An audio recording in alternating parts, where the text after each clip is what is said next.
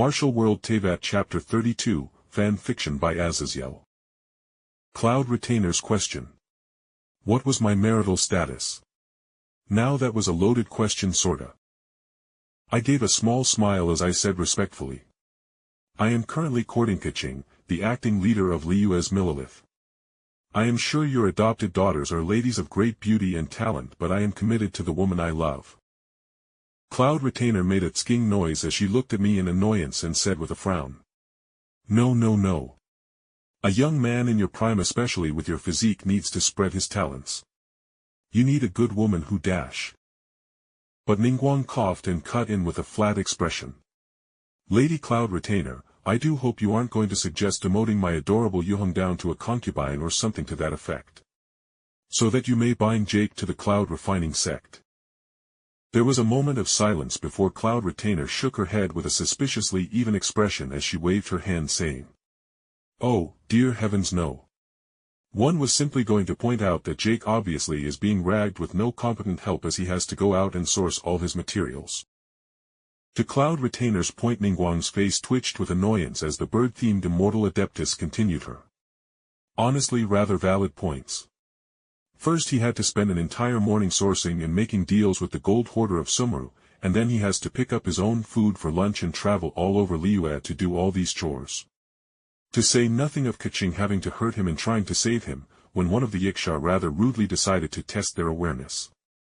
He needs more protection and some form of a helper. My lips twitched as I asked frankly. You mean like another bodyguard or a secretary? Cloud Retainer snapped her fingers with a smile as she beamed at me. Indeed. Yes, a secretary is what people from Mondstadt call them. One's has a number of adopted daughters could easily fit that into those two roles, and frankly, one would call it a favor to mine August self, as both of them have just finished fighting in the depth and need a more relaxed break that will allow them to keep their edge still. Honestly, she was kinda right. If I had some people that were trustworthy and intelligent enough, I could easily increase my efficiency for my plans, and by trustworthy I meant someone that wouldn't fuck me and by extension Liyue over. And if she meant her adopted daughters in Ganyu and Shinha, then I knew I should be in good hands. Though I wasn't sure if that was who she meant, but either way the Hydra Yiksha was a powerful reminder that there were powerful people who wouldn't like the positive changes I was bringing to Liyue with the bounty of metal and spirit stones I was giving away to Ningguang in return for her protection and support. I would be willing to work with them, Lady Cloud Retainer. Though about the puppets to work my previous factory, I hinted with her huffing and saying, one would think you were just paying oneself lip service if I didn't also know the desire to get back to one's projects. Oh, very well, you have these Tier 3, Puppet Guardian Squad. She spoke with some pain at giving this away as from her hand wave came 5, slightly taller than myself humanoid puppets that stood stiffly in place but with their chests having openings for spirit stones to be put inside of it. Now, here is to the refinement method to take control of the puppets, and with your cultivation of being a half-step Tier 1 cultivator you must not direct the puppets in battle and merely must give them the directions that you wish for them to do your factory's chores. Cloud Retainer explained as she also made a small yellow jade stick float over to me. I nodded in understanding while Ningguang hummed in thought before she spoke curiously. So Jake, besides your gunships and those mechs as you call them, what plans do you have for larger, more permanent defensive weapons that could be locked into a single place? Raising an eyebrow as I put away the puppets and the control method into one of my spatial rings on my hand, I asked for clarification. Well, it depends on what you need out of the weapons. I can make in-placed anti-air weapons that will shoot targeted explosives into the air that can wipe out weaker large numbers of flyers. As I began to list and just listed that one option, Cloud Retainer instantly said, one desires such a sample of a weapon as well, to see how it compares to one's own divine slaying ballista. My lips twitched at how competitive she sounded, but regardless I continued on. That, or I was thinking along the lines of my sniper weapon I previously sold to your guards. But far larger and would be specialized in killing larger or high cultivation monsters.